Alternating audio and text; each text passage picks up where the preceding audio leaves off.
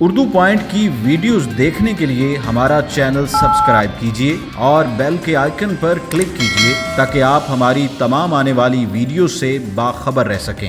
आप क्या कहना चाह रहे हैं सेक्रेटरी? सर जी मैं ये कह रहा हूँ मेरा लंडा बाजार को भी मसाइल हो गए। हाँ जी सर जी, ये खालिस्तान गरीबों की आइटम है। मेरा तल्लक अंजुमन ताजरान लंडा बाजार से है।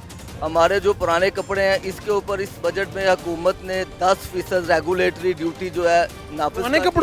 पुराने कपड़ों पे जो इस्तेमाल शुदा हैं, जो बाहर से आते हैं, लंडे बाजार के कपड़े उतरे हुए हैं, जिन्होंने लोगों ने उतारी हुई जो कपड़े हैं उसके ऊपर भी गवर्नमेंट ने 10% रेगुलेटरी ड्यूटी जो है लगा दी है।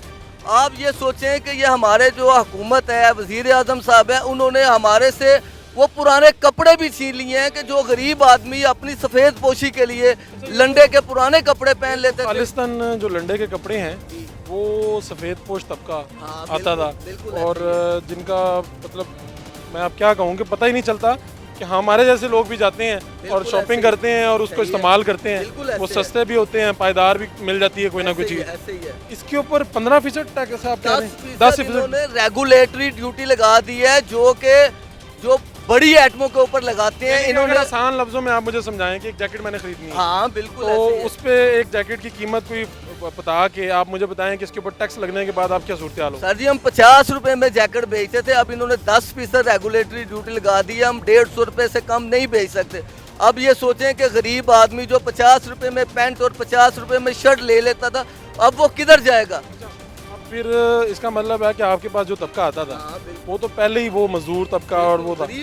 अब वो आपके पास आते हैं तो क्या बात करते हैं जब आप महंगी चीजें उनके सामने रखते हैं? अब वो आते हैं हमारे पास, परेशानी का इजहार करते हैं, रेट पूछते हैं और चले जाते हैं। अब हम बताएं नहीं लेते कैसे? लंडे बाजार का कपड़ा भी अवाम की पहुंच से दूर है। बिल्कुल पहुंच से दूर हो गया ना, इन्होंने टैक्स लगा दिए हैं। अब वो कैसे खरीदेंगे? अब वो खाएंगे कि कपड़े पहनेंगे? अब तो वो नंगे बाजारों में फिरेंगे। इस हुकूमत ने हमको नंगा करके सड़कों के खड़ा कर दिया है। हम वजीर आजम नवाज शरीफ से इमरान खान साहब, आप नवाज शरीफ को भूल नहीं पा रहे? नहीं भूल सकते, खुदा की कसम है हम उनको नहीं भूल सकते। उनका पाकिस्तान के ऊपर बहुत ज्यादा एहसान आता है। इनसे मुल्क नहीं चल रहा, ना ये चलाने की अहलियत रखते हैं। ये हमारे ऊपर अल्लाह का अजाब है, बस यही कहूँगा। ये आपने सूरत हाल देखी, लंडे बाजार के ताजिर भी यहाँ पर मौजूद थे और उनकी राय भी आपने सुन ली। अपने मेज़बान को इजाज़त दीजिए लाने के बाद।